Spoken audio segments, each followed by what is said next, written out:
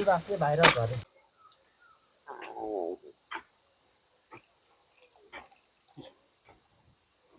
अब खाजा खाने बेला भएको छ र मम्मीले यहाँ चाउचाउ पकाउनु भएको छ र चाउचाउमा मुरै मिसाएर खान्छु म।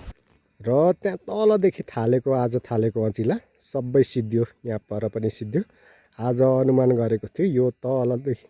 नमस्कार साथीहरू, फेरि पनि म मेरो युट्युब च्यानलमा भ्लग भिडियो लिएर उपस्थित भएको छु र अहिले भ्लगको सुरुवात भइरहेको छ बिहानको 11 बजे र हाम्रो ठाउँमा अहिले पुरै घाम लागिरहेको छ र अहिले खेतमा काम गर्ने बेला भइरहेको छ र हामीहरू जाँदैछौँ अँचिला काट्नको लागि। पहिला जोतेर बाँझो जोतिसकेपछि आली अँचिला गर्नुपर्ने हुन्छ। आज चाहिँ हामीहरू अँचिला काट्न गइरहेको छौँ। मम्मीले कोदालो अघि बारीमा लानुभएको छ र खेतमा भाइहरू पनि आइरहेछन् दुईजना र म पनि जाँदैछु र अँचिला काटिसकेपछि भोलिदेखि आली काट्नुपर्ने हुन्छ र आली काट्नको लागि चाहिँ भोलिदेखि अब मम्मीले अरू पनि खेताला बोलाउनु भएको छ र अँचिला आज मात्रै काटेर सकिँदैन र अँचिला काट्न पनि 2 दिन लाग्छ किनकि धेरै घाम रहेको छ। घाममा लगातार काम गर्न सकिँदैन, बस्दै काम गर्नुपर्ने हुन्छ, त्यही कारणले टाइम धेरै लाग्ने गर्छ। र यो धानको बिउ पनि मजाले तयार भइसकेको छ, अब रोप्नको लागि तयार भइसक्यो र पानी अब मजाले पर्दा त खेत फेरि एकचोटि जोतेर खेतमा यो धानको बिउ रोप्नको लागि ठिक्क भइरहेछ र धानको बिउ पनि मजाले आइरहेछ यसपालि। र यो कहीँ चाहिँ यस्तो खाडल पर्ने गर्छ किनकि धानको बिउ हान्दाखेरि कहीँ ठ्याक्क नमिलेको हुनसक्छ। धानको बिउ जहाँ परेको छैन त्यहाँ खाडल पर्ने गर्छ र यता पनि तयार भइसकेको छ र यो माथि वालदेखि मुनिसम्म चाहिँ अँचिला काट्नुपर्ने हुन्छ। त्यहाँसम्म अस्ति जोतिसकेको छ र पहिला त त्यो वालभन्दा माथि पनि खेत रहेको थियो, त्यहाँ पनि अँचिला काट्ने गरिन्थ्यो भने अहिले चाहिँ यहाँ मुनि यो गहिरो छ त्यहाँ खन्दै हुन्छ अहिले। त्यहाँदेखि यहाँ माथि वालसम्म मात्रै रहेको छ र यो मकैबारीको चाहिँ 1-2 दिनमा फेरि अँचिला काट्ने गरिन्छ किनकि यो बेला भएको छैन, मकै पनि पाकिसकेको छैन। अब मकै 1-2 दिनमा चाहिँ खानको लागि मजाले भइसकेको छ र घोगा पनि मजाले लाग्दैछन् मकैमा। र यहाँ तलदेखि खनेर माथिसम्म अँचिला काटिसक्नु पर्ने हुन्छ। हौ केटा आइज न, चिसो खान मै खान। म्यादीको ड्रेस लाएर पो आएछन् त केटाहरू, ऊ पर खन्दैछ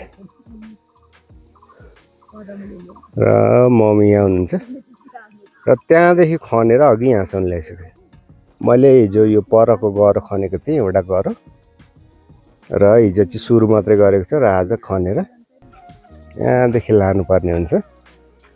माथिसम्म आज कति सकिन्छ, आज सायद यो माथिको गह्रासम्म खनिन्छ होला किनकि घाम धेरै रहेको छ, बस्दै खन्दै गर्नुपर्ने हुन्छ।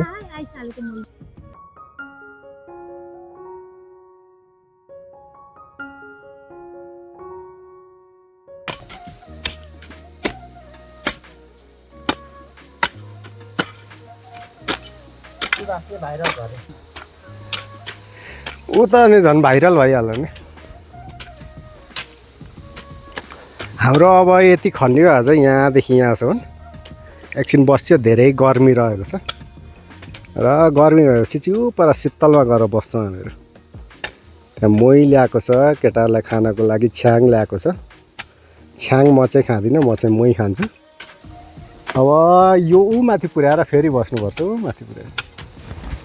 अहिलेको टार्गेट भनेको त्यो खाजा खाइन्जेलसम्म यो अम्बकको बुटोदेखि सिधा, यो अम्बकको बुटोदेखि सिधा त सकेला नि अहिले, होइन?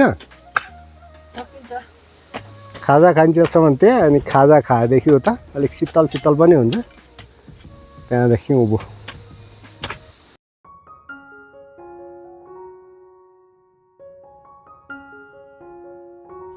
घाम अति धेरै लागिरहेछ र म चाहिँ एकछिन घर गएको र मकैको सुत्ला पनि मजाले हालिरहेछ र मकैको घोगा पनि ठुल्ठुलो हालिरहेछ। पहिला चाहिँ एउटै बोटमा 1, 2, 3टासम्म घोगा हुने गर्थ्यो भने अहिले चाहिँ प्रायः गरेर धेरै भयो भने 2टा मात्रै हुने गर्छ।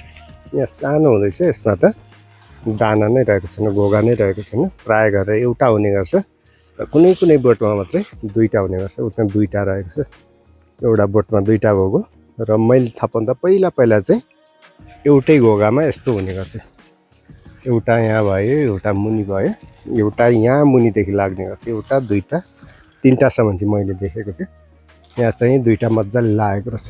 एउटा यहाँ छ, एउटा यहाँ छ। यो चाहिँ खेतको भयो, यो विकासे मकै, ठुलो मकै। र हामीहरूले खानको लागि चाहिँ पोलेर खानको लागि चाहिँ अलिकति लोकल मकै छर्ने गरेको छ। त्यो पनि खाने बेला भइरहेछ। र यो पनि अब 1-2 दिनमा मजाले खाने बेला हुन्छ। लोकलभन्दा यो ढिलो छर्ने गरिन्छ र धेरै पनि फल्ने गर्छ। त्यही भएर धेरै ठाउँमा यो विकासे मकै अर्थात् ठुलो मकै छर्ने गरिन्छ।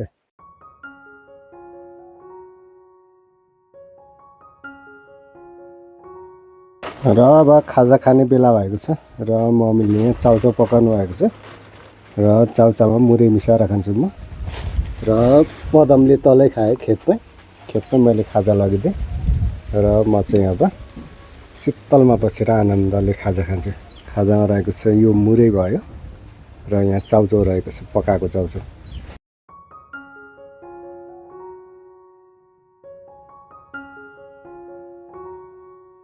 र अहिले बेलुकाको 6:30 भइरहेको छ र दिउँसो गर्मी भए पनि बेलुका चाहिँ निकै चिसो हुने गर्छ हाम्रो ठाउँमा।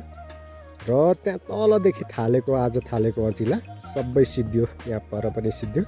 आज अनुमान गरेको थियो यो सिधा मात्रै आइपुग्छ भनेर। यहाँ एउटा डिस्को देख्नुहुन्छ, यसको सिधा मात्र आइपुग्छ भनेर। तर जब खाजा खाइसकेपछि त्यस्तो मजाले घाम लागेन र घाम नलागिसकेपछि सबै सिद्धियो। यहाँदेखि उपरसम्म त्यो पोलदेखि मुनतिरसम्म रहेको छ त्यो सबै सिद्धियो। र अँचिला काटिसकेपछि खेत पनि एकदम राम्रो देखिरहेछ र खेत र धान रोप्नको लागि बिउ पनि तयार भइसकेको छ। अब मजाले पानी पर्यो भने 1-2 दिनमा त धान रोप्नको लागि सुरु हुन्छ। र अब भोलि त्यहाँदेखि भित्ता काट्नुपर्ने छ। भित्ता भनेको चाहिँ आज यो अँचिला काट्यो, अँचिलादेखि मुनिको त्यसलाई भित्ता भनिन्छ। भित्ता काट्ने गरिन्छ र झार हुने गर्छ। झार पनि कोदालाले काटेर निकाल्ने गरिन्छ र निकालिसकेपछि धान रोप्नको लागि खेत तयार हुन्छ। र अँचिला काटिसकेपछि पानी पनि खेतमा मजाले जमिरहेछ।